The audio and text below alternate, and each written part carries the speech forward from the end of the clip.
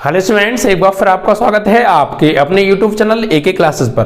प्यारे बच्चों, इससे लास्ट वीडियो के अंदर हम आपको क्लास 12th का चैप्टर नंबर 10 सदिश बीजगणित के इंपॉर्टेंट क्वेश्चंस की सीरीज का सॉल्यूशन पार्ट 1 हम बच्चों आपको दे चुके थे।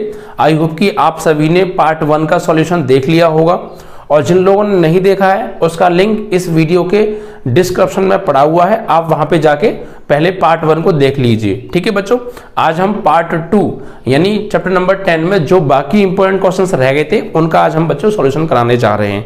तो प्लीज बच्चों ज्यादा से ज्यादा वीडियो को शेयर कीजिएगा और लाइक कीजिएगा। ठीक है बच्चों, और सभी स्टूडेंट्स यार स्टेटस पर नहीं लगाते हैं। देखिए, स्टेटस पर लगाने पर कोई खर्चा तो होता नहीं है और 2 मिनट का काम है, तो प्लीज ज्यादा से ज्यादा 2 मिनट में शेयर कर दिया करिए और बच्चों स्टेटस पे सभी लगाया कीजिए विद लिंक। ओके बच्चों, चलिए तो आज हम इनका सॉल्यूशन करेंगे बच्चों। शुरू के 7 क्वेश्चन हम आपको सॉल्व करा चुके थे पहले वीडियो में, वो भी अपने आप में बहुत इंपॉर्टेंट क्वेश्चन थे बच्चों। और ये भी देखिए, ये शॉर्ट टाइम में तैयारी करने का बेहतरीन तरीका है। अगर आपने चैप्टर्स नहीं पढ़े हैं तो आप इंपॉर्टेंट क्वेश्चंस की सीरीज भी अगर अच्छे से कर लेंगे तो आपका बोर्ड एग्जाम में जो क्वेश्चन आएगा वो इनसे बाहर नहीं जाएगा। आई होप बच्चों, क्योंकि ये क्वेश्चंस मैंने एक जगह से नहीं 7 से 8 जगह डॉक्टर हर्षरूप शर्मा विद्या NCERT model paper practice set papers guides सबसे सेलेक्ट की हैं बच्चों, और सभी जगह ये क्वेश्चंस बहुत बार बच्चों आए थे। ठीक है, तो यही क्वेश्चंस बच्चों हर बार रिपीट होते हैं। आप देखेंगे जो क्वेश्चंस मैंने दिए हैं, एक भी क्वेश्चन ऐसा नहीं है जो आपको प्रैक्टिस सेट में ना मिले, मॉडल पेपर में ना मिले, किताबों में इंपॉर्टेंट ना मिले, सन ना पड़ी हो इनके आगे। हर बार आते हैं बच्चों ये क्वेश्चन, तो आप इनको बहुत अच्छे से प्रिपेयर करेंगे। ठीक है बच्चों, चलिए, और वीडियो को लाइक शेयर और करेंगे बच्चों। ठीक है, और जल्दी हम आपके लिए इस बात के ऊपर वीडियो भी प्रोवाइड करने वाले हैं, आपको मैथ की तैयारी कैसे करनी है अब जो बाकी बचे दिन हैं इनमें, और आप अच्छे नंबर कैसे ला सकते हैं। ठीक है बच्चों, और एक इंपॉर्टेंट बात, और सभी लोग आप किस किस सिटी से हैं आप विद स्टेट अपने इस सिटी का नाम हमें लिख के कमेंट में भेजेंगे। ठीक है बच्चों, हम भी तो जाने आप कहाँ से हमारी वीडियो को देख रहे हैं। ओके बच्चों, चलिए, तो बच्चों हमने आपको जो क्वेश्चन करा दिए थे वो 7 तक बच्चों आपको कंप्लीट करा दिए थे। आज क्वेश्चन नंबर 8 आपका चलेगा। ठीक है बच्चों, कौन से लाने वाले हैं हम बच्चों? 8 क्वेश्चन। चलिए आते हैं बच्चों 8 क्वेश्चंस पर। तो देखिए, ये 8 क्वेश्चन ये भी मैनी टाइम बच्चों बोर्ड एग्जाम में रिपीट हुआ है, बहुत बार बच्चों ये क्वेश्चन पूछा गया है। ठीक है, और बहुत ऐसे नॉर्मल से क्वेश्चन पूछे जाते हैं, ज़्यादा भी टिपिकल नहीं, लेकिन कभी कभी हर तरह के क्वेश्चन पूछ ले जाते हैं, तो हम हर तरीके के आपको करा रहे हैं सॉल्व। ठीक है, आपको बहुत अच्छे से प्रिपेयर करना है। ठीक है बच्चों, चलिए, तो देखिए क्वेश्चन क्या है, इसको लेते हैं। देखिए यहाँ पे दे रखा है, सिद्ध करो कि बिंदु ये और ये एक समकोण त्रिभुज के शीर्ष हैं। ठीक है भाई, क्वेश्चन नंबर 8, समकोण त्रिभुज के शीर्ष हमें दिए हैं बच्चों। ठीक है बच्चों, क्या दे रखे हैं? देखिए ये दे रखा है 2i cap minus j cap plus k cap, vector b बराबर हमें बिंदु b दे रखा है बच्चों। बिंदु b कितना है? ये हमें दे रखा है 2i minus i minus 3k i cap minus 3k minus 5k cap, और जो c बिंदु दे रखा है बच्चों वो क्या है हमें? 3i minus 4j 3i cap minus 4j cap minus के 4k कैप। ठीक है, ये 3 बिंदु हमें दे रखे हैं। ठीक है, और ये तीनों एक समकोण त्रिभुज बनाते हैं, समकोण त्रिभुज के शीर्ष हैं, ये प्रूफ करना है। देखिए, आपने बच्चों समकोण त्रिभुज के बारे में बहुत सुना होगा अगर आप 12th में हैं तो। ठीक है, क्या कि समकोण त्रिभुज एक ऐसा त्रिभुज होता है जिसके सबसे बड़ी भुजा का वर्ग शेष 2 भुजाओं के वर्गों के योग के बराबर होता है, जिसे हम पाइथागोरस प्रमेय के नाम से भी जानते हैं। मतलब कि अगर कोई त्रिभुज समकोण है तो उसमें पाइथागोरस प्रमेय जरूर लगती है। ठीक है, तो अगर ये समकोण त्रिभुज हुआ तो इसमें भी पाइथागोरस थ्योरम जरूर लगेगी। ठीक है, तो अब देखिए बच्चों, इन तीनों बिंदुओं की परिमाण निकालो, लंबाई निकालो, इनकी मापांक। भाई इनका जब हम मापांक निकालेंगे तो समकोण पाइथागोरस प्रमेय इसमें फिट होनी चाहिए। तो अब पहले तो देखते हैं इनकी लंबाई निकालिए बच्चों। ठीक है, इनकी भुजाओं की लंबाई निकालो। तो ऐसा करते हैं, इसका परिमाण निकाल लो बच्चों। ठीक है, तो मापांक वेक्टर a निकालेंगे तो क्या आएगा? अंडर रूट में i के गुणांक का वर्ग, j के गुणांक का वर्ग, k का गुणांक का वर्ग। तो भाई 2 का स्क्वायर 4 माइनस 1 का स्क्वायर 1 1 का स्क्वायर 1, ठीक है। तो सॉल्व करेंगे तो अंडर रूट में 4 और 1 5 और 1 6, रूट 6। ऐसे ही बच्चों मापांक b निकालिए आप। तो मैं यहाँ पे i का गुणांक जो है 1 का स्क्वायर 1, j का गुणांक -3 का स्क्वायर हो गया प्यारे 9, k का गुणांक -5 का स्क्वायर हो गया प्यारे 25, ठीक। तो सॉल्व आउट किया तो ये आया आपका जो है 36, ठीक है। 35 आया, कितना 35। ऐसे ही वेक्टर c का मापक निकालो तो भाई 3 का स्क्वायर कितना होगा 9, और -4 का स्क्वायर कितना होगा 16, और 4 का स्क्वायर कितना होगा -4 का ये भी 16। तो सॉल्व किया बच्चों 16 16 32 और 9 41 हो गया। अब बच्चों इसमें सबसे बड़ी वैल्यू कितनी है कि सबसे बड़ी जो है वो है 41। तो पाइथागोरस थ्योरम ये कहती है कि सबसे बड़ी वैल्यू का स्क्वायर शेष दो वैल्यू बची उनके स्क्वायर के योग के बराबर आना चाहिए बाई पाइथागोरस थ्योरम, ठीक है भाई। तो यहां पर लिखेंगे अंडर रूट 41 का स्क्वायर निकालो, कितना आ रहा है 41, और अंडर रूट 6 का स्क्वायर निकालेंगे तो कितना आएगा 6, और अंडर रूट 6 का स्क्वायर प्लस इनका सम निकालो ना, है ना, सम निकालिए ऐसे, अंडर रूट 6 का स्क्वायर प्लस अंडर रूट 35 का स्क्वायर, इन दोनों का स्क्वायर का सम, तो इससे ये कट गया इससे ये कट गया, 6 + 35 = 41, ठीक है। यानी बराबर आ रहा तो यहां लिखेंगे पाइथागोरस प्रमेय से बड़ी भुजा का वर्ग, बड़ी भुजा का सबसे बड़ी भुजा का वर्ग बराबर शेष दो भुजाओं के वर्गों का योग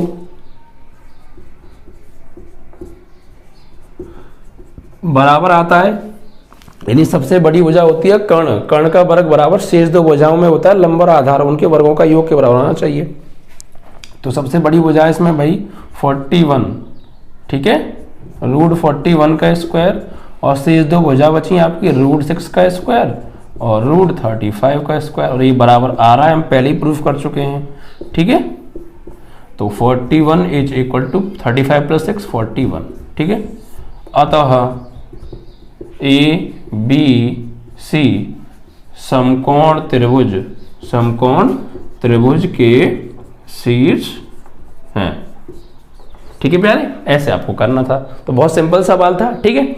आप इसको एक और तरीके से कर सकते हैं, आप AB BC और CA निकाल लेंगे तो भी उसी तरीके से होगा। ये कुछ बच्चे सोच रहे हो कि हम AB निकाल लें फिर BC निकाल लें फिर CA निकाल लें फिर पाइथागोरस थ्योरम लगाएं, तब भी लगाइएगा, तब भी बात बनेगी, ठीक है बच्चों। तो इस तरीके से आप करिए, जब भी कभी समकोण त्रिभुज से संबंधित क्वेश्चन आए तो आप, अगर आपको भुजाओं की लंबाई दी है तो आप उसकी जो है सदिश दे रखे हैं या बिंदु दे रखे हैं, तो आप पहले उनकी भुजाओं की लंबाई परिमाण निकालो, ठीक है, और सबसे बड़ी भुजा का वर्ग शेष दो भुजाओं के वर्गों के योग के बराबर रख के देखो, इक्वल आ रहा है तो समकोण त्रिभुज बना रहे हैं, नहीं तो नहीं, क्योंकि पाइथागोरस थ्योरम सिर्फ समकोण त्रिभुज में लगती है, और यहाँ समकोण त्रिभुज लग रही थी, इट मींस वो समकोण त्रिभुज के शीर्ष थे, ठीक है। चलिए, तो आपका ये पहला प्रश्न था बच्चों, बहुत सिंपल था लेकिन बहुत ज़्यादा इंपॉर्टेंट है। ऐसे चैप्टर भाई 2 चैप्टर ये बहुत ज़्यादा इंपॉर्टेंट है अपने आप में, और इन चैप्टरों से ऐसे ही नॉर्मल क्वेश्चन पूछे जाते हैं बच्चों, ठीक है। चलिए, तो आपका ये प्रश्न भी बच्चों कंप्लीट हुआ। अब बढ़ते हैं बच्चों अगले प्रश्न की ओर, ठीक है। देखिए अगला प्रश्न क्या है 9, यदि a बराबर हमें दे रखा है एक सदिश, b बराबर दे रखा है और c बराबर दे रखा है, और ये इस प्रकार है बच्चों, यानी पहले जो दे रखा है पहले हम उसे लिख लेते हैं, ठीक है। क्वेश्चन नंबर 9 दिया है, क्या दिया है प्यारे, वेक्टर a बराबर 2i 2j 3k 2i cap 2j cap 3k cap, vector b बराबर हमें दे रखा है -i 2j k -i cap +2j cap +k cap, और वेक्टर c बराबर हमें दे रखा है 3i + j 3i cap +j cap. अब इसमें k नहीं है तो आप चाहें तो इसको 0k कर सकते हैं, ठीक है बच्चों, पूरा करने के लिए। ये इस प्रकार है, ठीक है बच्चों, ये इस प्रकार हैं। देखिए पहले क्वेश्चन को समझिए आप, जब तक क्वेश्चन नहीं समझेंगे कर नहीं पाएंगे। कि vector A plus lambda vector B जो है ये वेक्टर सी पर लंबवत है, ठीक है भाई, ये है। यानी कि वेक्टर ए बराबर जो ये दे रखा है सदिश, और वेक्टर बी बराबर ये सदिश दे रखा है, वेक्टर सी बराबर ये सदिश दे रखा है, 3 सदिश हैं। और ये तीनों सदिश इस प्रकार हैं बच्चों कि वेक्टर ए और plus lambda into vector B, ये पूरा इस तीसरे वेक्टर सी पर ये लंब है, यानी ये और ये एक दूसरे पर लंब है, ठीक है, इस प्रकार है। तो लैम्डा का मान बताओ। तो लैम्डा की वैल्यू आपसे पूछी है, यानी बच्चों हमें क्या दिया है, देखिए हमें दे रखा है भाई ये 2 सदिश हैं, एक ये भी सदिश है और ये भी सदिश है, और लैम्डा से गुणा हो रहा है। तो ये आपको अच्छी तरीके से पता होना चाहिए, जब 2 सदिशों को जोड़ते हैं या 2 सदिशों को घटाते हैं तो हमें एक सदिश ही प्राप्त होता है। तो यहाँ पर जब हम इन 2 सदिशों को जोड़ेंगे तो जो मिलेगा हमें रिजल्ट वो भी एक सदिश ही प्राप्त होगा। तो ये भी एक तरीके से सदिश हुआ। फिर तो ये सदिश और ये सदिश एक दूसरे पर लंबवत हैं, और जब 2 सदिश एक दूसरे पर लंबवत होते हैं तो उसकी कंडीशन आपको पता होनी चाहिए, जो कि मैं सब कुछ विद डिटेल फॉर्मूले आपको करा चुका हूं चैप्टर के अंदर। नहीं देखा है प्लेलिस्ट में जाओ, फोल्डर में जाके उसको देख सकते हैं आप, ठीक है। तो ये सदिश और ये सदिश एक दूसरे पर लंबवत हैं, प्रश्न में कहा है लंबवत हैं। तो जब 2 सदिश एक दूसरे पर लंबवत होते हैं तो उन दोनों सदिशों का जो डॉट प्रोडक्ट होता है, अदिश गुणा होता है, वो 0 होता है प्यारे। तो ये भी सदिश है और ये भी सदिश है, दोनों एक दूसरे पे लंबवत हैं। इट मींस दैट दोनों का डॉट प्रोडक्ट क्या होगा, 0 होगा। हम 0 लेके बराबर में चलेंगे, बिकॉज कहा है लंबवत हैं, प्रूफ नहीं करना लंबवत हैं ये कहा है, तो इनका डॉट प्रोडक्ट क्या होगा, 0 होगा, ठीक है। तो अब हम यह लिखेंगे vector A plus lambda vector B dot vector C is equal to 0, क्योंकि जब 2 सदिश लंबवत होते हैं तो उनका डॉट प्रोडक्ट 0 होता है। अब यहां पर वैल्यू रखिए प्यारे, यहां पर हम क्या करेंगे, हम पहले ये चीज निकाल लेते हैं, ठीक है। पहले हम ऐसा कर रहे हैं, vector A plus lambda vector B निकालना कितना आएगा। तो वेक्टर ए की वैल्यू क्या है प्यारे, 2i cap plus 2j cap plus 3k cap, और प्लस लैम्डा वेक्टर बी की value -i cap 2j cap k cap, ठीक है। तो यहां पे सॉल्व करेंगे तो 2i cap 2j cap 3k cap, और प्लस लैम्डा का अंदर मल्टीप्लाई करेंगे तो भाई ऐसा करते हैं, ये हो जाएगा plus minus minus lambda i cap plus इसका इसमें करेंगे तो 2 लैम्डा j कैप, इसका इसमें करेंगे तो लैम्डा k कैप। अब देखिए यहां से कुछ कॉमन आ रहा है, यहां से बच्चों, ठीक है।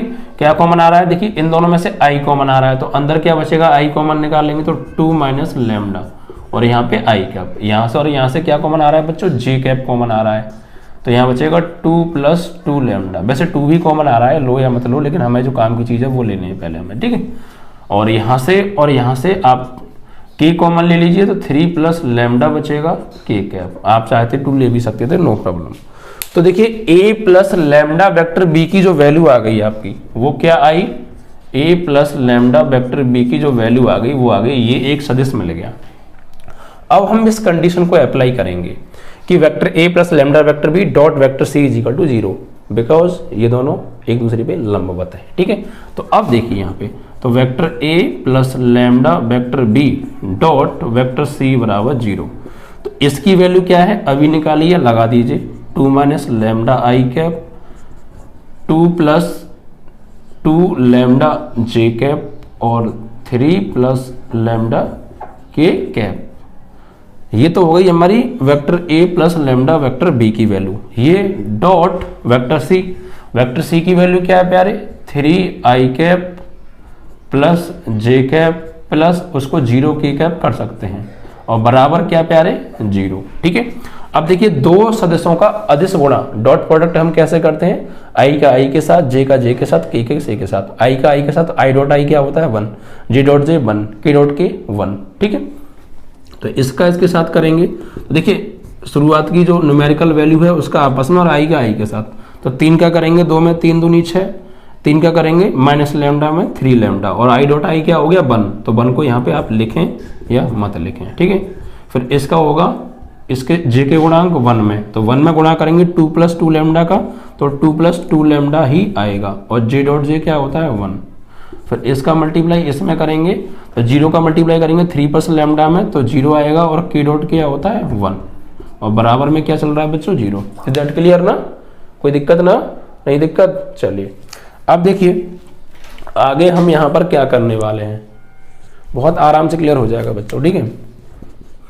इनका आपस में मल्टीप्लाई करेंगे तो 6 - 3 लैम्डा हो गया, 1 का इसमें होगा 2 + 2 लैम्डा हो गया, और ये टोटली 0 हो गया बराबर 0। तो यहाँ पर देखिए ये प्लस के 2 लैम्डा और ये माइनस के 3 लैम्डा, तो एक बचा माइनस का लैम्डा, 6 और 2 8 बराबर 0। लैम्डा को राइट में भेज दो, तो 8 बराबर लैम्डा, और लैम्डा की वैल्यू हमसे पूछी थी कितनी आएगी, तो लैम्डा की वैल्यू आ गई बच्चों 8, ठीक है, यही आपका आंसर है, ठीक है। घुमा फिरा के कैसे भी बोल दो, कॉन्सेप्ट क्लियर होना चाहिए, चाहे 2 को जोड़े या 2 को घटाए या गुणा करे, कुछ भी करे यार, हमें उससे मतलब नहीं है, हमें कॉन्सेप्ट समझना है सिर्फ। इन दोनों का वेक्टर ए और लैम्डा वेक्टर बी और वेक्टर सी लंबवत हैं, तो भाई ये लंबवत है तो पहले इसकी वैल्यू निकालो, एक सदिश मिलेगा, और फिर उसके साथ सी को डॉट प्रोडक्ट कर दो, बराबर 0 लेके चलो, लैम्डा की वैल्यू आपको आराम से आ जाएगी, ठीक है। तो बहुत सिंपल ही कॉन्सेप्ट था, आप आराम से समझ गए होंगे। चलिए आगे बढ़ते हैं अगले प्रश्न की ओर। सभी क्वेश्चन बहुत अच्छे से दिमाग में अंदर जाएंगे बच्चों, बस कॉन्सेप्ट समझिएगा, और यार वीडियो को पूरा देखा करो। बहुत बच्चे पूरा नहीं देखते हैं, स्किप कर देते हैं। देखिए कब मैं कौन सी बात समझा दूं और यहाँ पर कौन सा क्वेश्चन इंपॉर्टेंट है, सब अपने आप में इंपॉर्टेंट है, तो कोई सा भी आ सकता है। आप स्किप करेंगे तो अपना नुकसान कर लेते हैं बच्चों, तो आप ऐसा ना करें यार, हम आपकी इतनी मेहनत से वीडियो बनाते हैं और आप लोग उसको देखते तक नहीं है पूरा, तो क्या बात है फिर। आगे आते हैं बच्चों 10वां प्रश्न, ठीक है, और ज़्यादा से ज़्यादा यार शेयर कर दिया करो, लाइक कर दिया करो, प्यार हुआ ना। मान लीजिए वेक्टर ए, वेक्टर बी व वेक्टर सी 3 सदिश दे रखे हैं, और ये इस प्रकार हैं, ठीक है। दिया है हमें, क्या दिया है, वेक्टर ए व वेक्टर बी व वेक्टर सी इस प्रकार हैं, इस प्रकार हैं।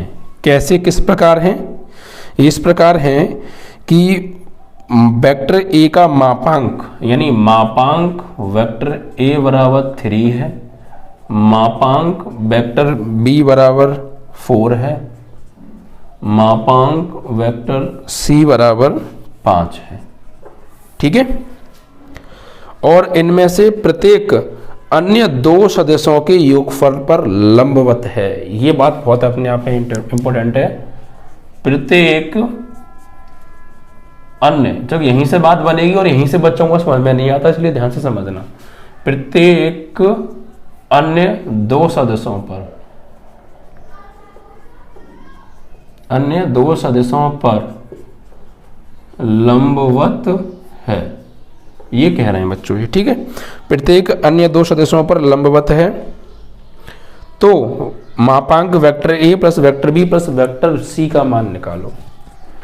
तो मापांक vector A plus vector B plus vector C की वैल्यू आपको फाइंड आउट करनी है, ठीक है बच्चों। तो देखिए कैसे समझाऊंगा, बहुत अच्छे समझ में आ जाएगा, बिल्कुल। देखिए ध्यान से समझिएगा, लैंग्वेज ही क्वेश्चन को घुमा देती है। अगर आप लैंग्वेज को पकड़ लेंगे तो क्वेश्चन फिर आपके हाथ से कहीं बच के नहीं जा सकता, ठीक है। देखिए क्या कहा है यहाँ पे, हमसे कहा है प्रत्येक अन्य 2 सदिशों पर लंबवत है, ये बात ध्यान रखिए। यानी 3 सदिश हैं, vector A, vector B, vector C, इनमें से प्रत्येक यानी हर एक, जो बाकी अन्य 2 बचे, 3 है ना, प्रत्येक, प्रत्येक का मतलब होता है हर एक, यानी एक, तीनों में से कोई एक ले लो, ये मतलब प्रत्येक, यानी ये लिया मान लो हमने, तो अन्य 2 कौन से बचे फिर, ये और ये। तो अगर हमने ये लिया है तो ये अन्य 2, इन दोनों पर ये लंबवत है। अन्य दोनों, प्रत्येक अन्य 2 सदस्यों के योगफल पर लंबवत है। आई थिंक योगफल का है ना, मैं एक बार चेक कर लेता हूं क्वेश्चन। प्रत्येक, हाँ, अन्य 2 सदस्यों के योगफल पर लंबवत है। अन्य 2 सदस्यों के योगफल, योगफल कहा है प्यारे। तो देखिए हमने अगर मान लीजिए ये ले लिया तो ये अन्य दो कौन से बचे, ये तो इन दोनों के योगफल पर ये लंबवत है। अगर मैं इसको लूंगा तो ये अन्य दो कौन से बचे, ये दोनों, तो इनके योगफल पर ये लंबवत है। अगर मैं इसको लूंगा तो ये अन्य दो कौन से बचे, ये तो इन दोनों के योगफल पर ये लंबवत है। यानी प्रत्येक अन्य दो सदिशों के योगफल पर लंबवत है। इट मींस दैट, इसका मतलब देखिए कि वेक्टर ए लिया अगर हमने तो ये अन्य दो सदिश कौन से बचे, वेक्टर बी और वेक्टर सी, इनका योगफल तो vector B plus vector C. तो ये जो वेक्टर ए है ये vector B plus vector C पर क्या है, लंबवत है। और जब ये और इन दो सदिशों को जोड़ेंगे तो जो मिलेगा सदिश, इन दोनों को जोड़ेंगे तो सदिश मिलेगा। तो ये इन दोनों से जोड़कर मिले सदिश पर लंबवत है। और जब ये दो सदिश लंबवत होंगे तो इट मींस दैट दोनों का डॉट प्रोडक्ट क्या होगा, 0 होगा। 0 होगा या नहीं होगा भाई? प्रश्न में हमसे ये कहा है कि vector A B plus C पर क्या लंबवत है, यानी वेक्टर ए लंबवत है vector B plus vector C पर। इसी प्रकार वेक्टर बी लंबवत है किस पर, शेष दो बचे सदिशों के योग पर। तो कौन बचा, ए और सी, तो vector A plus vector C पर। ऐसे ही वेक्टर सी लंबवत है, शेष दो कौन से सदिश बचे, ए और बी का योगफल, तो vector A plus vector B पर। ये कहा है हम प्रश्न में। इस भाषा का मतलब है ये, और ये आप समझ गए तो सवाल हो गया सॉल्व। बहुत सिंपल तरीके से देखिए कैसे, प्रत्येक अन्य दो सदस्यों के योगफल पर लंबवत है। It means that vector A B plus C पर लंबवत है, vector B A plus C पर लंबवत है, vector C A plus B पर लंबवत है। और जब जोड़ के जो दो सदस्यों को हम जोड़ते हैं तो जो हमें प्राप्त होता है वो भी एक सदिश ही प्राप्त होता है। तो ये भी सदिश हो गया, ये भी सदिश हो गया, और दो सदिश एक दूसरे पे लंबवत होते हैं। तो जस्ट अभी बताया था डॉट प्रोडक्ट उनका क्या होता है, 0 होता है प्यारे। ठीक है, तो देखिए यहां पर क्या है कि ये दोनों सदिश लंबवत हैं, तो vector A dot vector B plus vector C क्या होगा, 0 होगा। ठीक है, समीकरण नंबर 1 डाल दीजिए। ऐसे ही vector C dot vector A plus vector C क्या होगा, 0 होगा। समीकरण नंबर 2 डाल दीजिए। ऐसे ही vector C dot vector A plus vector B क्या होगा, 0 होगा। समीकरण नंबर 3 डाल दीजिए। Is that clear? इतनी बात समझ गए आप तो सवाल सॉल्व हो गया, मान लीजिए कोई दिक्कत नहीं है, बहुत आसानी से सवाल सॉल्व हो गया। ठीक है, बस अब आते हैं आगे। हमें वैल्यू किसकी निकालनी है भाई, ये चीजों की हमें जरूरत पड़ेगी इसलिए हमने पहले निकाल ली। अब इसका मान निकालना है हमें। तो देखिए vector A plus vector B plus vector C का मापांक हमें निकालना है। तो देखिए एक चीज बताइए बच्चों, मैंने आपको जब चैप्टर पढ़ाया था मैंने आपको बताया था वेक्टर ए के मापांक का स्क्वायर है, इसको हम लिख सकते हैं vector A dot vector A, लिख सकते हैं या नहीं, या vector A dot vector A है तो इसको लिखेंगे वेक्टर ए का स्क्वायर, और वेक्टर ए के स्क्वायर को वेक्टर ए के मापांक का स्क्वायर भी लिखते हैं। तो बात तो एक ही पड़ी, बात तो एक ही है ना भाई। वेक्टर ए डॉट ए को हम वेक्टर ए के मापांक का स्क्वायर लिख रहे हैं, तो वेक्टर ए के मापांक के स्क्वायर को वेक्टर ए डॉट वेक्टर ए वापस लिख सकते हैं। क्लियर, कोई दिक्कत नहीं है इस चीज में बस। तो अब ये चीज फिर सभी चीज पे अप्लाई होगी। ये बात अगर यहाँ अप्लाई हो रही है तो हर जगह यही टाइप की बात अप्लाई होगी या नहीं होगी, ऑफ कोर्स होगी। तो आइए देखिए हम क्या करेंगे, यहाँ पर ये vector A plus vector B plus vector C की वैल्यू हमें निकालनी है, तो हम इसका कर देते हैं, इसके वर्ग की वैल्यू निकाल लेते हैं। यानी vector A plus vector B plus vector C का स्क्वायर क्या होगा, तो एक तरीके से तीन सदस्यों को जोड़ के एक सदिश ही मिलेगा, और सदिश के मापांक का स्क्वायर को हम क्या लिखेंगे, हम इसको लिख सकते हैं vector A plus vector B plus vector C dot vector A plus vector B plus vector C, लिख सकते हैं या नहीं। ये मान लीजिए कि जो मापांक के अंदर लिखा है वो ए है, ये मान लो अपने मन में। जो अंदर लिखा है आप उसको मत देखिए, आप अपने दिमाग में ही सोचिए कि जो अंदर लिखा है वो इमेजिन करिए वो ए है। सपोज मापांक ए का स्क्वायर है तो इसको मापांक ए डॉट मापांक ए लिख सकता हूं या नहीं भाई। ये मापांक ए का स्क्वायर है तो अंदर ए है तो ए डॉट ए लिख सकता हूं, ये इसको अपने मन में ए मान लो। तो मापांक ए का स्क्वायर तो ए डॉट ए, ठीक है बस। तो यही आपको सोचना था। अंदर अगर ये वाली बात यहां अप्लाई हो रही है तो फिर अंदर कुछ भी हो, प्लस में हो या माइनस में हो, वही चीज यहां भी अप्लाई होगी। Is that clear? चलिए अब यानी इसका डॉट अब इनका डॉट प्रोडक्ट कीजिए बच्चों। इसकी वैल्यू ये है, इट मीन दैट हम ये कह सकते हैं कि vector A plus vector B plus vector C के मापांक का स्क्वायर, इनको डॉट करेंगे तो ए का बी के साथ ए डॉट ए का ए के साथ ए डॉट ए का बी के साथ vector A dot vector B, A का सी के साथ vector A dot vector C, B का ए के साथ vector B dot vector A, B का बी के साथ vector B dot vector B, B का सी के साथ vector B dot vector C, C का ए के साथ dot product vector C dot vector A, C का बी के साथ dot product vector C dot vector B, C का सी के साथ dot product vector C dot vector C. Any problem? ठीक है, अब देखिए, यानी vector A plus vector B plus vector C के मापांक का square, vector A dot vector A को हम क्या ले सकते हैं, वेक्टर ए डॉट ए को वेक्टर ए का स्क्वायर लिख सकते हैं, वेक्टर ए का स्क्वायर, ए डॉट वी। अब देखिए, आपको मैंने ये भी बताया था वेक्टर ए डॉट बी लिख लो या vector B dot vector A लिख लो, एक ही बात होती है, A dot B dot A एक ही बात है, B dot C dot B एक ही बात है। ठीक है, तो इसको vector A dot vector A का square vector A dot B, और ये वेक्टर ए डॉट सी है, तो इसको आप क्या कीजिए, वेक्टर ए डॉट सी को हम क्या कर सकते हैं, देखिए ये वेक्टर ए का स्क्वायर हो गया। आप एक काम करिए, देखिए हमें ऊपर क्या पता है, vector A dot B plus C बचा है, पता है नहीं पता है, तो अब आप देखिए इन दोनों में से कुछ कॉमन आ रहा है, इन दोनों में से कुछ कॉमन आ रहा है कि सर यस कॉमन आ रहा है क्या, कि वेक्टर ए कॉमन आ रहा है, तो ले लो भैया, ऐसा करो यहाँ से कॉमन ले लो आप। ठीक है, वेक्टर ए आ गया कॉमन, तो बचा के अंदर vector B plus vector C, clear. ऐसे ही प्लस यहाँ से देखिए, ये vector B dot vector A है और यहाँ vector B dot vector C है, हमें बनाना है कुछ ऐसा, वेक्टर बी कॉमन लेना है, ए और सी अंदर बचे, देखिए यहाँ से बी कॉमन आ रहा है, वेक्टर बी कॉमन आ रहा है इन दोनों में से, तो क्या बचेगा अंदर, vector A plus vector C बचे।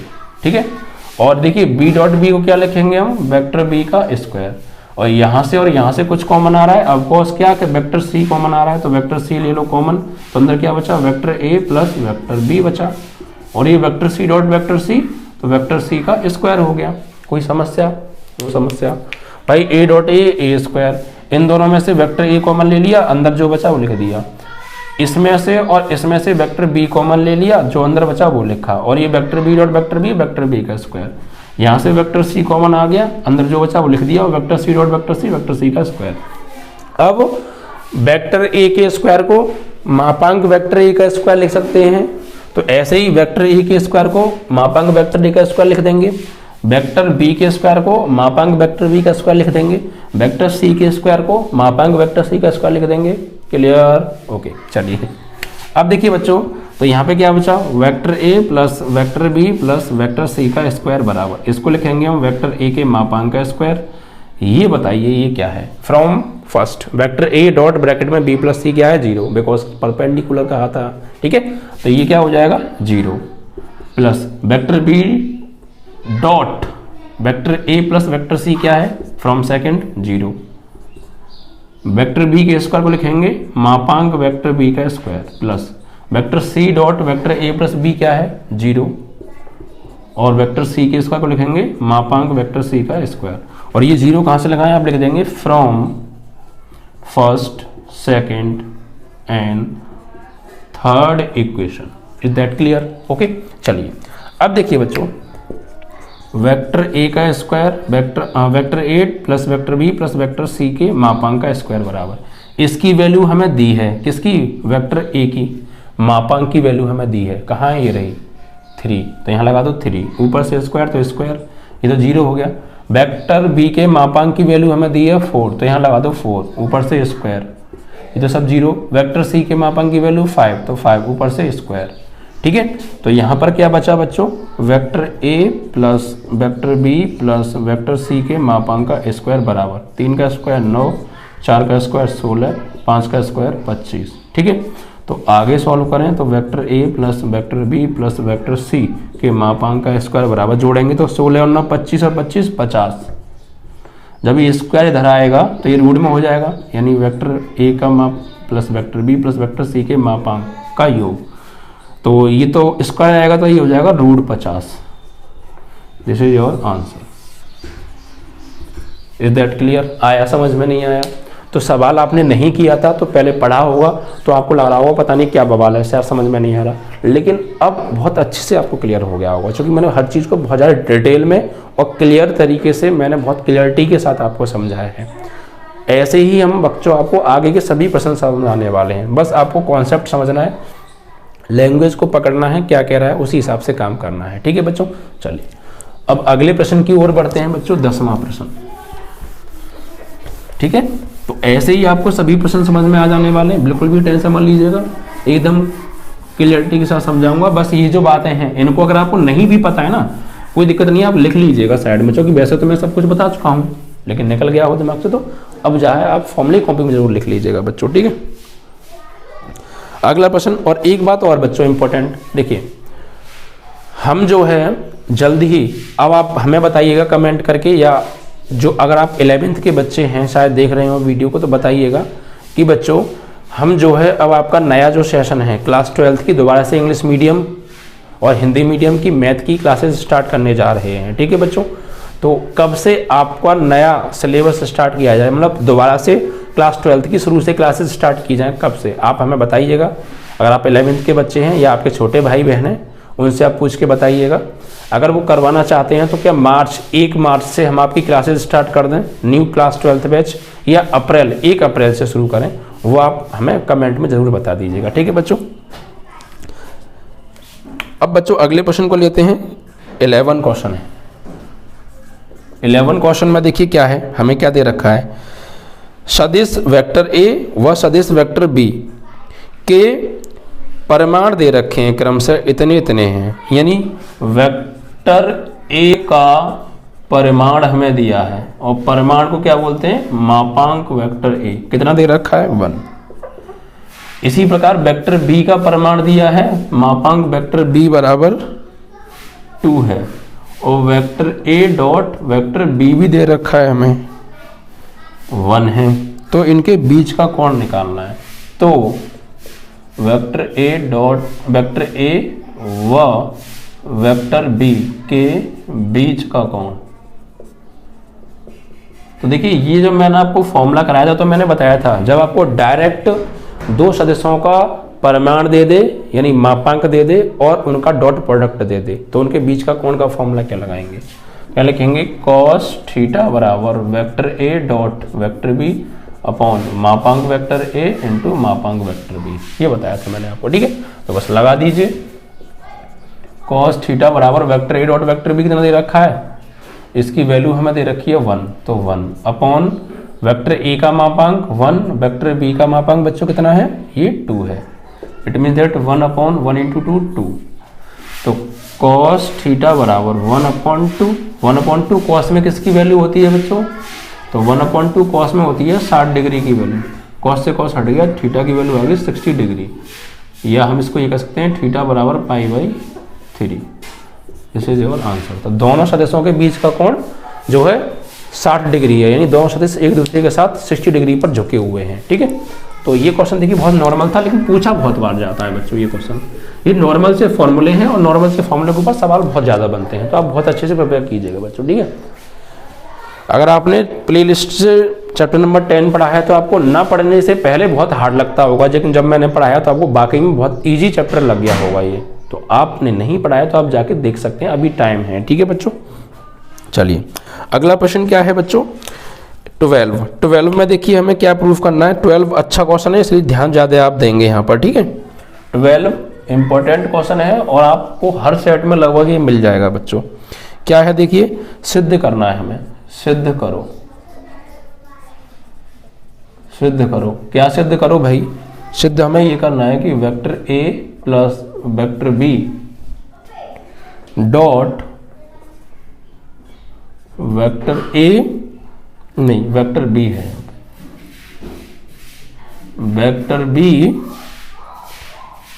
Plus vector C cross vector C plus vector A बराबर 2 vector A, vector B, vector C, ये हमें लेकर आना है। ठीक है बच्चों, ये हमें जो है प्रूफ करना है, यानी हमें प्रूफ करना है कि vector A plus vector B dot vector B plus vector C cross vector C plus vector A बराबर 2 ब्रैकेट में vector A dot vector B plus vector A dot vector B dot vector C, ये proof में लाना है। तो देखिए बहुत आसानी से प्रूफ आएगा, कोई दिक्कत नहीं है, बिल्कुल भी टेंशन मत लीजिएगा आप। ठीक है, और यहाँ पर एक चीज़ और कही है कि ए बी सी क्रम से एक दूसरे पे परपेंडिकुलर है। ठीक है बच्चों, तो देखिए सबसे पहले आप आ जाइए यहाँ पर, हम यहाँ पे लेफ्ट हैंड साइड को ले रहे हैं, लेफ्ट हैंड साइड लेने पर। ठीक है, देखिए vector A plus vector B dot, और अंदर क्या है बच्चों, vector B plus vector C cross vector C plus vector A. ठीक है, ये है। तो देखिए vector A plus vector B ये तो है, इसको तो आप एज इट इज रहने दीजिए। ठीक है, इससे आप कुछ भी मत कहिए। ठीक है, देखिए क्या करेंगे, इनका आपस में हो रहा है क्रॉस प्रोडक्ट, तो आप पहले इनका क्रॉस प्रोडक्ट कीजिए, यानी सदिश गुणा कीजिए। तो वेक्टर बी का वेक्टर सी के साथ करेंगे तो vector B cross vector C, vector B का सी के साथ, वेक्टर बी का ए के साथ क्रॉस प्रोडक्ट तो plus vector B cross vector A, vector C का वेक्टर सी के साथ क्रॉस प्रोडक्ट तो vector C cross vector C, vector C का वेक्टर ए के साथ क्रॉस प्रोडक्ट तो vector C cross vector A. ठीक है, ये हमने क्रॉस प्रोडक्ट कर दिया। ठीक है, अब देखिए जब आपको मैंने क्रॉस प्रोडक्ट यानी जब चैप्टर नंबर 10 पढ़ाया था तो मैं दो तरीके से वहाँ पे गुणन पढ़ाया था मैंने आपको, दो सदिशों का अदिश गुणा और दो सदिशों का सदिश गुणा। तो ये सदिश गुणा है बच्चों। सदिश गुणा में मैंने आपको बताया था दो किसी सदिश का उसी सदिश के साथ अगर हम सदिश गुणा कर रहे हैं मतलब कि क्रॉस प्रोडक्ट कर रहे हैं तो 0 होता है बच्चों, यानी ए क्रॉस ए या B cross A B sorry A cross A या बी क्रॉस बी या सी क्रॉस सी या कोई भी और सदिश, किसी सदिश का उसी सदिश के साथ सदिश गुणा अगर क्रॉस प्रोडक्ट करेंगे तो 0 आता था। ठीक है, तो यहाँ पर देखिए सी क्रॉस सी तो 0 होगा, ये क्या होगा बच्चों 0 होगा। ठीक है, और मैंने आपको ये बताया था कि ए क्रॉस बी लिखो या बी क्रॉस ए लिखो, बात एक ही होती थी। ठीक है, तो यहाँ पर देखिए यहाँ पर क्या करेंगे, vector A plus vector B dot यहाँ vector B cross vector C. ठीक है, और plus vector B cross vector A, ये क्या हो गया बच्चों यहाँ पे 0 हो गया, और plus vector C cross vector A. ठीक है भाई, अब देखिए ये तो 0 हो गया, इन चीज़ों को आप हटा दीजिए। वैसे यहाँ पे जो क्रॉस वाली बात थी इसको आप यूज करें ना करें कोई दिक्कत नहीं है, इसमें ज़रूरत भी नहीं पड़ेगी। Vector A plus vector B, देखिए यहाँ पे अब आप क्या कीजिए बच्चों, हमने क्या किया, हमने इतना तो कर दिया कि भाई इसकी जगह 0 लगा दिया। अब इनका आप इसमें करिए डॉट प्रोडक्ट, क्या करना है अब आपको डॉट प्रोडक्ट करना है, ए प्लस बी का डॉट प्रोडक्ट करना है इन तीनों के साथ में। तो पहले वेक्टर ए का करना है इसके साथ डॉट प्रोडक्ट, फिर इसके साथ डॉट प्रोडक्ट, फिर इसके साथ, फिर ऐसे ही वेक्टर बी का करना है इसके साथ इसके साथ इसके साथ, ये तो 0 हो गया। तो वेक्टर ए का बी क्रॉस सी के साथ डॉट प्रोडक्ट करेंगे तो क्या होगा, vector A dot vector B cross vector C, भाई ए का इसके साथ, तो ए का इसके साथ करेंगे ये आ गया, फिर ए का ही इसके साथ vector B cross vector A, तो 0 हो गया, हटाइए इसका अब इसके साथ, तो vector A dot vector C cross vector A. ठीक है भाई, तो पहले ए का इसके साथ डॉट प्रोडक्ट ये हो गया, इसका इसके साथ डॉट प्रोडक्ट ये हो गया, इसका इसके साथ डॉट प्रोडक्ट ये हो गया, ऐसे ही बी का करिए इसके साथ, तो वेक्टर बी का इसके साथ करेंगे तो vector B dot vector B cross vector C, फिर प्लस वेक्टर बी का इसके साथ करेंगे तो vector B dot vector B cross vector A plus, फिर वेक्टर बी का इसके साथ करेंगे तो vector B dot vector C cross vector A. ये आ गया नहीं आ गया, ठीक है। तो यानी अब हमने क्या कर दिया, इनके साथ में क्रॉस प्रोडक्ट कर दिया। अब देखिए बच्चों यहाँ पर अब हम क्या करने वाले हैं, यहाँ पर देखिए अब हम अंदर क्रॉस करेंगे तो ये तो यही रहेगा, यानी इसको तो ऐसे ही आप रहने दीजिए, vector A dot vector B cross vector C. अब देखिए यहाँ पे ए क्रॉस ए होगा तो क्या हो जाएगा बच्चों, 0 हो जाएगा। भाई इसका क्रॉस करेंगे तो ए क्रॉस ए, यानी ये 0 बन जाएगा, ये भी 0 बन जाएगा ए क्रॉस ए की वजह से, बी क्रॉस बी ये भी 0 हो जाएगा, ठीक है, माने ये भी 0, ये भी 0, ये भी 0 और ये भी 0 हो जाएगा, ठीक है। तो कुल मिला के ये भी 0, ये भी 0, ये भी 0 और ये भी 0। तो बचा क्या, vector B dot vector C cross vector A, ठीक है। ये 0 हो जाएंगे क्रॉस की वजह से, ठीक है, जो कि ए इसमें भी है, ए अंदर भी है, ए बाहर भी है, ए अंदर भी है, बी बाहर भी है, बी अंदर भी है, बी बाहर बी अंदर, बाकी इनमें कोई चीज़ बाहर और अंदर सेम नहीं है, तो क्रॉस की वजह से 0 हो जाएंगी, ठीक है। तो इसको हम लिखेंगे, इसको हम लिखेंगे, इन तीनों को लिखेंगे vector A, vector B, vector C. ऐसे ही इसको लिखेंगे vector B, vector C, vector A. तो यहाँ पर हम लिखेंगे vector A, vector B, vector C. इसे हम सीधा करके लिख सकते हैं vector A, vector B, vector C. और एक सेम है तो क्या हो जाएंगे 2 vector A, vector B, vector C. This is your RHS, ठीक है। तो ये चीज़ें आपको पता होनी चाहिए, ठीक है। इस तरीके से आपका ये भी कंप्लीट, ठीक है भाई। आपका आंसर आ गया, यही तो आपको लाना था। देखिए तो कुल मिला के इसका पहले इनका आपस में क्रॉस प्रोडक्ट कर दो, सेम वैल्यू का क्रॉस प्रोडक्ट 0 होता है। फिर इनका इनके साथ डॉट प्रोडक्ट कर दो, एक का इसके साथ डॉट प्रोडक्ट करेंगे तो क्या हो जाएगा 0 0 0 0। ये बचे, इनको हमने इस फॉर्म में लिख दिया, इसको भी इस फॉर्म में लिख दिया, सेम है, जोड़ के क्या होगा 2। This is your answer. तो इम्पोर्टेंट सवाल है, लेकिन बहुत खतरनाक भी लग रहा होगा आपको, लेकिन बहुत आसान तरीके से हमने आपको ये समझा दिया, ठीक है। तो कुछ अगर आपको हो सकता है नई बातें मालूम पड़ रही हो तो आप उनको ऐड जरूर कर लें, ठीक है बच्चों। चलिए अब आते हैं बच्चों अगले प्रश्न की ओर। तो ये भी क्वेश्चन आपका बच्चों बहुत इजी तरीके से समाप्त हुआ। क्वेश्चन नंबर 11 था। अब देखिए क्वेश्चन नंबर 12 पर आते हैं बच्चों। क्वेश्चन नंबर 12 सॉरी ये 12 था बच्चों, अब 13 पर आएंगे बच्चों। तो 13 में बच्चों हमें देखिए क्या दे रखा है, ध्यान से समझिएगा, इंपॉर्टेंट क्वेश्चन है, ठीक है। ये बहुत ज़्यादा इंपॉर्टेंट क्वेश्चन है बच्चों, ये जो चल रहे हैं अब आपके। इसमें हमें दिया है बच्चों, क्या दिया है, वेक्टर ए बराबर हमें दे रखा है i + 4j + 2k i cap + 4j cap + 2k cap, ठीक है। ये हमें दे रखा है वेक्टर ए। अब आते हैं दूसरा, क्या दे रखा है हमें, वेक्टर बी। इसी प्रकार वेक्टर बी बराबर हमें दे रखा है 3i - 2j 3i cap - 2j cap + 7k cap. और वेक्टर सी बराबर हमें दे रखा है 2i - j 2i cap - j cap + 4k cap, ठीक है। Vector A, vector B, vector C दे रखे हैं। तो एक सदिश d ज्ञात करो। तो सदिश वेक्टर d हमें ज्ञात करना है। एक चीज और है बच्चों, वेक्टर d तो निकालो, फिर आगे कहा है जो सदिश a व b पर लंब है, जो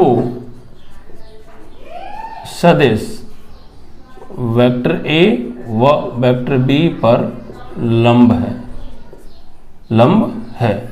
और एक चीज और दी है बच्चों, दिया है, क्या दिया है, vector c dot d, vector c dot d बराबर 15 दिया है, ठीक है। ये हमें बच्चों इतना दिया है। देखिए बच्चों सवाल की लैंग्वेज को समझना बहुत ज़रूरी है। सवाल आपको हार्ड लग रहा होगा पढ़ते समय, लेकिन अब आपने नहीं किया, लेकिन जब इसको मैं अभी कराऊंगा तो बहुत सिंपल हो जाएगा। बस कॉन्सेप्ट पे ध्यान दीजिएगा। देखिए बच्चों सीधी सी बात है, इसने हमसे ये कहा है कि 3 सदिश हमें दिए हैं। ध्यान से समझो, दोबारा क्वेश्चन समझा रहा हूँ। 3 सदिश दिए हैं, vector A, vector B, vector C, ठीक है। और हमसे ये कहा है कि चौथा सदिश, भाई 3 सदिश तो दिए ए बी सी, चौथा सदिश वेक्टर डी ज्ञात करो। जो मतलब कौन, यही वेक्टर डी, जो वेक्टर ए व वेक्टर बी पे लंब है। जो सदिश हमें निकालना है चौथा वेक्टर डी, वो ए और बी पर लंब भी है। भाई ये कहा है ना कि वेक्टर ए बराबर इतना, वेक्टर बी बराबर इतना, वेक्टर सी बराबर इतना। तो वेक्टर डी निकालो, जो कौन, डी ही ए व बी पे लंब है। मतलब कि वेक्टर ए, इसका मतलब ये हो गया कि वेक्टर डी लंबवत है वेक्टर ए पर, और वेक्टर डी ही लंबवत है वेक्टर बी पर, वेक्टर बी पर, ये है इसका मतलब। ठीक है बच्चों, तो अब देखिए बच्चों इसको कैसे सॉल्व करेंगे। और हमें एक चीज और दी है कि vector C dot vector D बराबर 0 है, यानी ये जो सदिश निकल के आएगा ये और तीसरे सदिश का डॉट प्रोडक्ट 15 आएगा। ठीक है बच्चों, अब देखिए हम इसे कैसे निकालेंगे।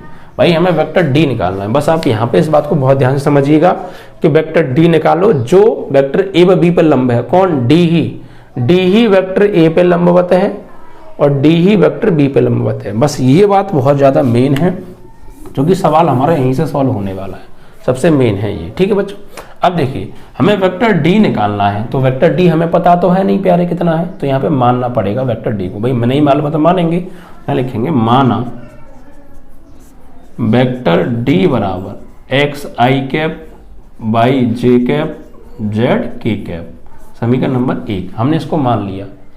एक्स वाई जेड की फॉर्म में क्यों लिया है, ए बी सी क्यों नहीं लिया, ए आई बी जे सी के क्यों नहीं लिया, क्योंकि ए बी सी सवाल में आ रहे हैं, फिर यहाँ मानेंगे कंफ्यूजन होगा, इसलिए एक्स वाई जेड ले लिया। ठीक है, अब देखिए बच्चों प्रश्नानुसार प्रश्न ने क्या कहा है, प्रश्न ने कहा है कि जो वेक्टर डी है वो वेक्टर ए पे लंबवत है, तो वेक्टर डी लंबवत वेक्टर ए, और जब दो सदिश एक दूसरे पर लंबवत होते हैं तो उनका डॉट प्रोडक्ट क्या होता है, 0 होता है। अभी पिछले 2 सवालों में बताया और चैप्टर में बहुत अच्छे से समझाया। ठीक है, जब दो सदिश एक दूसरे पर लंबवत होते हैं उनका डॉट प्रोडक्ट अदिश गुणा 0 होता है, तो क्या होगा बच्चों, वेक्टर डी डॉट वेक्टर ए क्या होगा, 0 होगा। तो वेक्टर डी की वैल्यू क्या है प्यारे, x I cap by J cap Z के कैप, और डॉट वेक्टर ए की वैल्यू आई कैप 4 जे कैप प्लस के 2 के कैप, और बराबर क्या आएगा 0, क्योंकि डॉट प्रोडक्ट 0 होगा दो सदस्यों का, लंबवत हैं तो इसका इसके साथ, तो आई का आई में 1 और यहाँ पे इनटू में 1 होगा, 1 के एक्स में एक्स, एक्स का 1 में एक्स और आई डॉट आई 1 प्लस बाई का 4 में 4 Y J dot J 1 plus Z का 2 में 2 जेड और के डॉट के 1 बराबर 0। तो ये x plus 4y plus 2z बराबर 0, समीकरण नंबर 2 बना दीजिए। ठीक है, जो प्रश्न ने कहा था उसी के साथ काम कर रहे हैं। अब ये भी कहा था प्रश्न में कि वेक्टर डी वेक्टर बी पर लंबवत है। ठीक है, तो यहाँ पर लिखेंगे वेक्टर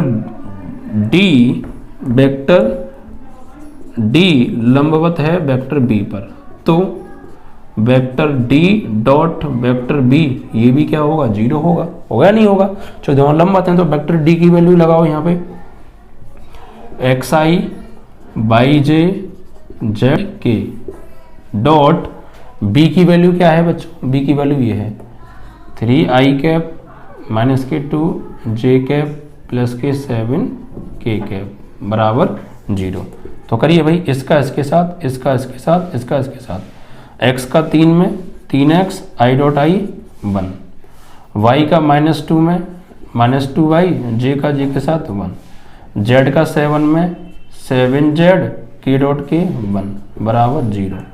तो यहाँ से हो गया 3x माइनस के 2y और प्लस के 7z बराबर 0, समीकरण नंबर 3 आ गया ये। ठीक है, तो ये तो समीकरण 1 था, ये समीकरण 2, ये समीकरण 3, यानी जो प्रश्न में कहा था वहां से 2 समीकरण मिल गई। अब एक समीकरण और हम बनाएंगे। अभी क्या दिया है हमें, ये यहाँ से c डॉट डी बराबर 0 दिया है, और बच्चों c डॉट डी हमें बराबर 0 नहीं 15 दिया है। c का d के साथ जो सदिश निकल के आएगा उसका c के d के साथ, हाँ जो सदिश निकल के आएगा उसका c के साथ जो डॉट प्रोडक्ट है वो 15 है। तो C और D का डॉट प्रोडक्ट 15, एक हमें दे रखा है, एक हम खुद निकालेंगे, दोनों C डॉट D होंगे, दोनों आपस में बराबर हो जाएंगे। देखिए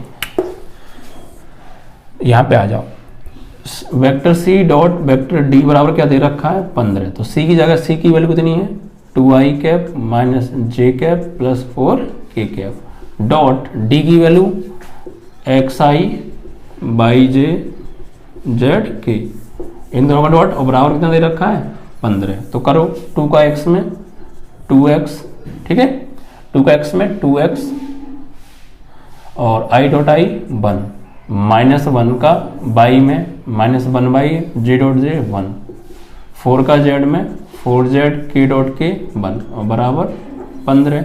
तो ये हो गया 2x minus Y plus 4z बराबर 15।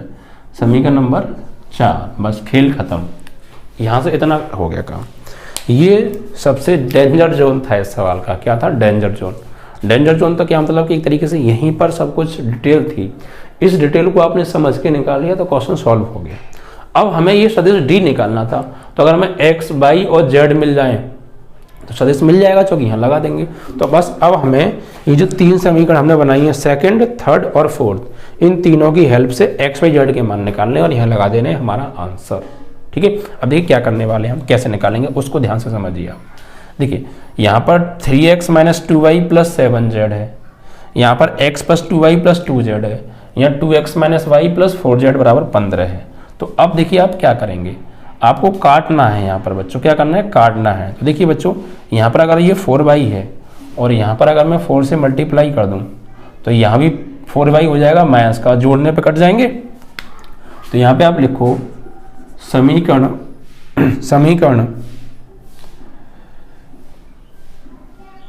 4 में 4 से गुणा करके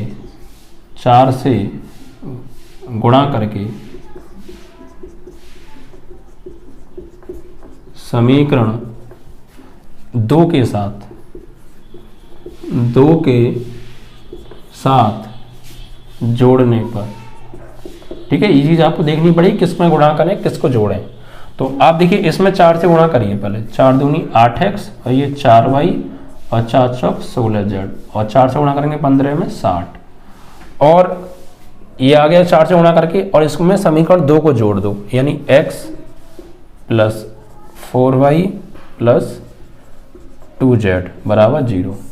अब देखिए तो क्या होगा, जोड़ने पे कट रहा है तो ये तो कट गई प्लस माइनस के, 8x और 1x 9x, 16 और 2 18z बराबर 60 और 0 60। यहाँ से 9 कॉमन ले लीजिए, लेकिन कटेगा तो कुछ है नहीं, तो फिर कॉमन लेना बेकार है। ये हो गई आपकी समीकरण नंबर आपकी 5 मिल गई हमें। ठीक है, अब ऐसे ही ये x और z की फॉर्म में समीकरण बनी है, एक और आप x और z की फॉर्म में ही समीकरण बनाओ, एक और बनाओ, या तो इन दोनों से बनाओ या इन दोनों से बनाओ। ठीक है, तो यहाँ पर देखो 2y है माइनस का, ठीक है, और यहाँ पे 4y है। तो अगर मैं इसमें 2 से गुणा करके समीकरण 2 के साथ जोड़ दूँ तो कट जाएगा बाई से बाई। तो अब यहाँ पे मैं लाइन लिखूंगा अगली कि समीकरण 3 में 2 से गुणा करके समीकरण 2 के साथ जोड़ने पर। ठीक है, तो देखिए समीकरण 3 में 2 से गुणा करो, 3 दूनी 6x, ठीक है, 2 से कर रहे हैं ना हम, 2 से, 2 तिया 6x और 2 दूनी 4y और 2 सत्ते 14, z बराबर 0, ये मिल गई। और समीकरण 2 को जोड़ दो तो x plus 4y plus 2z बराबर 0। जोड़ेंगे प्यारे, जोड़ने पर देखिए चिन्ह तो बदलते नहीं है, तो ये कट जाएगा, 4y से minus 4y plus minus cut गए, 6 और 1 7x और ये 14 और 2 18z बराबर में क्या है बच्चों? 0, क्योंकि यहाँ भी बराबर में 0 था और यहाँ भी बराबर में 0 था, तो इधर गुणा करते हम जो है 2 से तो 0 ही आता। ठीक है, ये समीकरण बन गई आपकी 6। बस अभी जो नई समीकरण बनी है 5 और 6, इन दोनों को सॉल्व करके आपको क्या निकालना है? x और z के मान निकालने। तो देखिए यहाँ 18z है, यहाँ भी 18z है, घटाने पे कट जाएंगे ये दोनों, यहाँ से x का मान आ जाएगा। तो अब थोड़ा सा जगह की जरूरत पड़ेगी हमें। ठीक है, तो अब हम क्या करेंगे, थोड़ा सा यहाँ से इन चीज़ों को हटाएं, क्योंकि इनको हटा देते हैं ऊपर से। ठीक है, इनकी अब हमें कोई आवश्यकता नहीं है। पर तो आपने लिया ही, बस ये जो डिटेल थी वो आपको समझनी थी। अब देखिए बच्चों, यहाँ हम लिखेंगे समीकरण 5 में से समीकरण 6 को घटाने पर, समीकरण 5 से समीकरण 6 घटाने पर, तो भाई 9x प्लस 18z बराबर 60 में से घटाना है 7x प्लस 18z बराबर 0 को। तो घटाएंगे प्यारे, माइनस माइनस इधर भी माइनस, तो ये तो कट गया। 9x में से 7x गया तो 2x, और बराबर में 60 में से 0 गया 60, 2 से कट गया 30 टाइम, तो x की वैल्यू आ गई 30। ठीक है, अब इसको उठा के 5 और 6 में से किसी में भी रख दो, जहाँ आपको सिंपल लगे, तो किसी में रख सकते हैं आप, 6 में रख दो। पुट इन इक्वेशन नंबर 6 में लगाओ भाई, किसकी वैल्यू, x की वैल्यू 30 लगानी है यहाँ पे, तो 30 गुणा 7, भाई x की जगह 30 और गुणा 7 और प्लस 18z बराबर 0, 3 सत्ते 21, 210 प्लस 18z बराबर 0, तो 18z बराबर 210, तो z बराबर 210 बटे 18। अब इसको काटे बच्चों, 3 छीं 18, 3 सत्ते 21, और 3 से तो ये कटेगा नहीं, 2 से तो कट जाएगा, 2 तिया 6, पहले आप 2 से भी काट सकते हो तो कोई दिक्कत नहीं है, 2 तिया 3 दूनी 6, 3 से काट नहीं, 2 से कट जाएगा, 2 तिया 6 और 2 से काटेंगे 35 दूनी 70, तो z की जो वैल्यू आ जाएगी 35 बटे 3 आ जाएगी। ठीक है भाई, तो ये हमारे पास x की वैल्यू भी आ गई, z की वैल्यू भी आ गई। अब एक वैल्यू और निकालनी है, वो किसकी है प्यारे, हमारे पास y की वैल्यू रह गई है।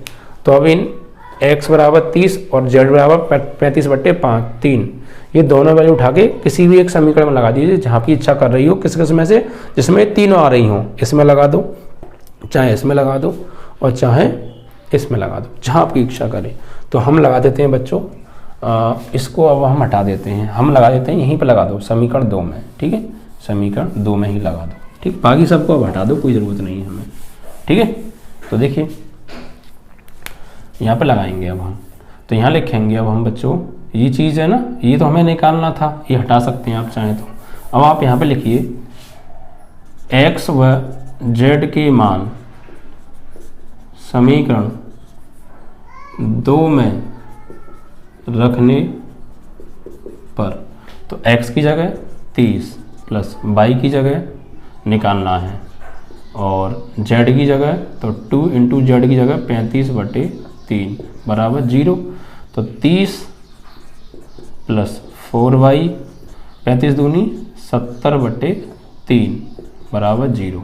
आप ऐसा करो, इन दोनों को उधर ले जाओ, तो 4y बराबर माइनस के 70 बटे 3 और माइनस के 30, यहाँ ले लो एलसीएम, तो 4y बराबर एलसीएम आएगा 3, तो माइनस 70 और ये 90, तो 4y बराबर 90 और 70 हो गया माइनस के 160 बटे 3, 4 से इसे काट दो, 4 चौक 16, तो यहाँ से y की वैल्यू आ जाएगी माइनस के 40 बटे 3। x y z के मान आ गए, बस खेल खत्म हो गया। अब हमें क्या निकालना था, d निकालना था प्यारे, d हमें माना था बच्चों, यहाँ लिखो x y z के मान समीकरण 1 में रखने पर।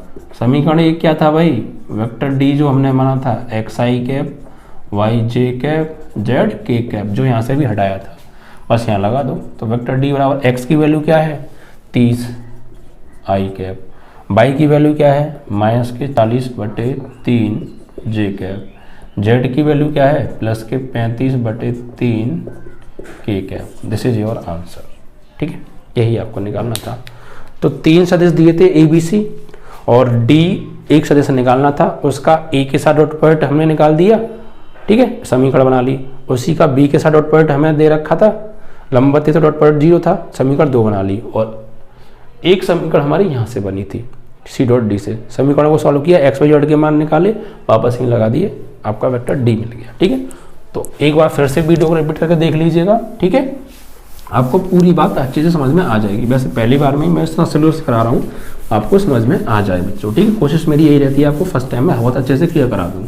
अगर आप बाकी में ध्यान दे रहे होंगे तो शांत माहौल में बैठ के पढ़िए। ओके बच्चों, चलिए तो आपका ये प्रश्न भी बच्चों समाप्त हुआ।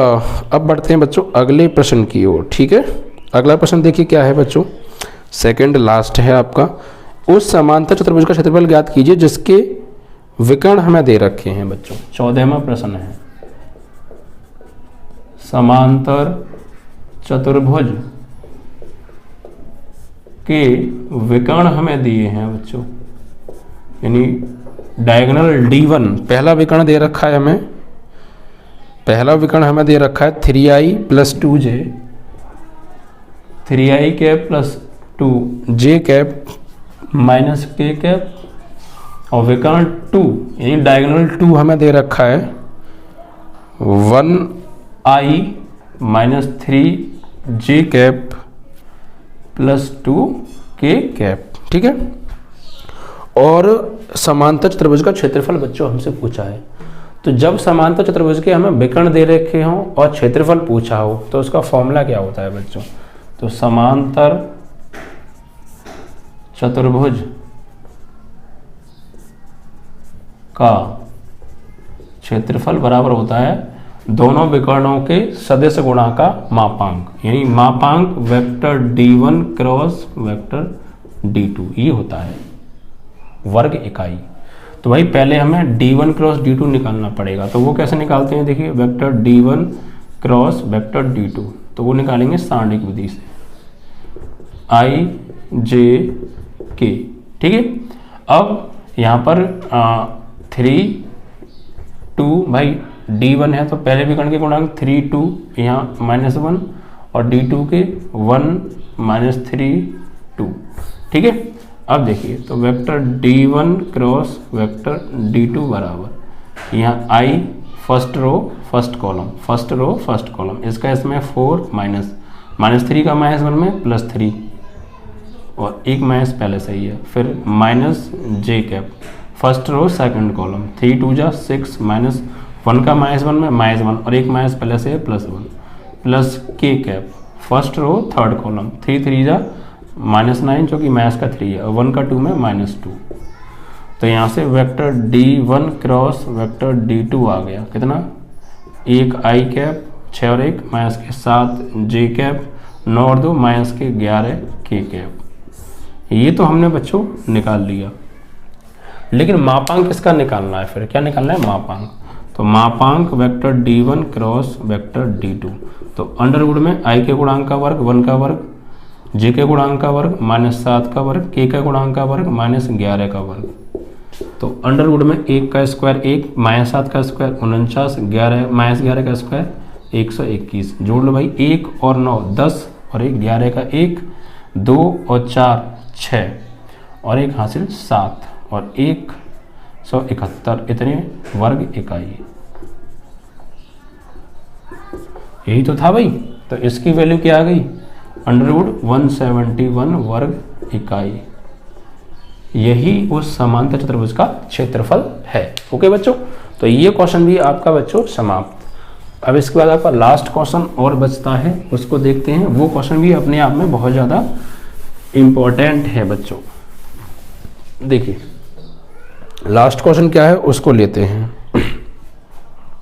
15वां, सिद्ध करो कि दो सदिशों वेक्टर ए व वेक्टर बी के लिए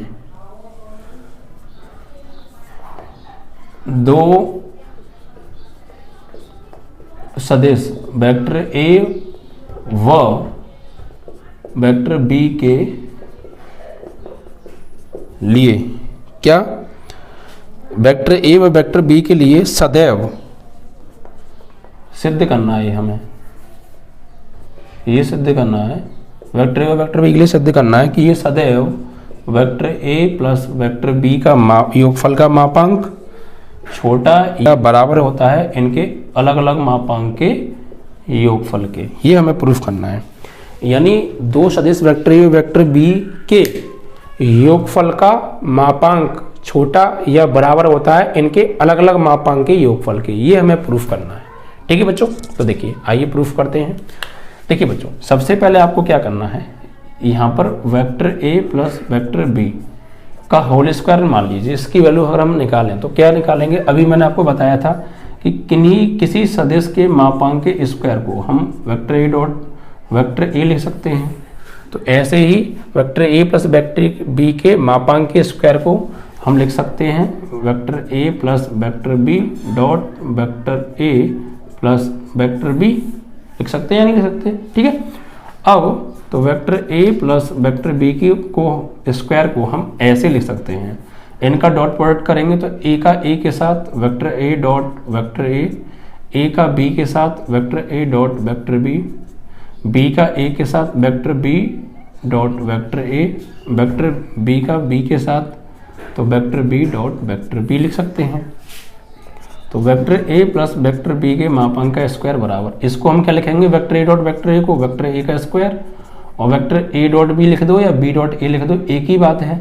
तो ये हो जाएगा 2 vector A dot vector B, और इसको लिखेंगे वेक्टर बी का स्क्वायर। और vector A plus vector B के मापांक का स्क्वायर बराबर, देखिए बच्चों ये आपको बता देता हूँ, और बताया भी है मैंने, नहीं पता है तो लिख लीजिएगा कि वेक्टर ए जो होता है हमेशा छोटा या बराबर होता है इसके मापांक से।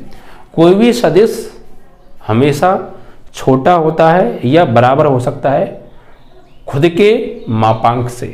वेक्टर ए हमेशा छोटा होता है या बराबर होता है इसी के मापांक से। तो इसी प्रकार vector A dot vector B भी छोटा हो सकता है या बराबर हो सकता है वेक्टर ए और वेक्टर बी के मापांक के गुणनफल से। ठीक है, तो अब देखिए बच्चों वही चीज है यहाँ पर, इसको तो हम क्या लिखेंगे, वेक्टर ए के स्क्वायर को हम क्या ले सकते हैं, वेक्टर ए के मापांक का स्क्वायर, और वेक्टर बी को हम ले सकते हैं वेक्टर बी के मापांक का स्क्वायर। और वेक्टर ए डॉट बी क्या होता है बच्चों, वेक्टर ए डॉट बी होता है जो हमेशा छोटा होता है वेक्टर ए और वेक्टर बी के मापांक से। तो यहाँ पर क्या होगा, इसकी जगह पर हम ये चीज़ यूज करने वाले हैं।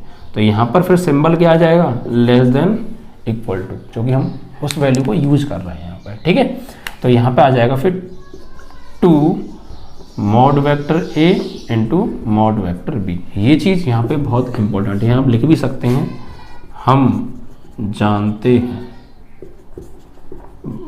Vector A dot vector B less than equal to मापांक वेक्टर ए मापांक वेक्टर बी। ये चीज़ आप लिख भी सकते हैं, कोई दिक्कत नहीं है। ठीक है, अब देखिए बच्चों, तो vector A plus vector B के मापांक का square less than equal to A square plus B square plus 2ab। Formula बन गया, नहीं बन गया, तो मापांक वेक्टर ए प्लस मापांक वेक्टर बी का होल स्क्वायर, स्क्वायर से स्क्वायर हट जाएगा या तो क्या आ जाएगा, या वर्गमूल ले लो। तो मापांक वेक्टर ए प्लस मापांक vector B less than equal to मापांक वेक्टर ए प्लस मापांक वेक्टर बी। और यही बच्चों हमें प्रूफ करना था, हेंस प्रूफ। ठीक है, बहुत सिंपल तरीके से हो गया। बस आपको ये 2 बातें बहुत अच्छे से पता हो, ये बातें आप पता हैं तो आप इसको यहाँ पे अप्लाई कीजिए, आराम से आपका आंसर आ जाएगा। ठीक है बच्चों, तो ये भी क्वेश्चन बोर्ड एग्जाम में बहुत बार पूछा गया है, एक बार में ना क्लियर हुआ हो, एक बार रिपीट कर लीजिएगा, पूरा देख लीजिएगा, बहुत अच्छे समझ में आ जाएगा। ठीक है बच्चों, तो इस तरीके से आपका चैप्टर नंबर 10 सदिश बीजगणित के जितने भी इंपॉर्टेंट क्वेश्चन जो बन सकते थे हमने आपको दिए, उनका सॉल्यूशन भी करा दिया। ठीक है बच्चों, अब चैप्टर नंबर 11 को हम समाप्त करा देंगे, तो उसके इंपॉर्टेंट देंगे, ऐसी समाकलन चल रहा है उसके भी आपको मिलने वाले। ठीक है, लेकिन यार वीडियो को ज़्यादा से ज़्यादा शेयर किया करो और लाइक किया करो। ठीक है बच्चों, जय हिंद जय भारत।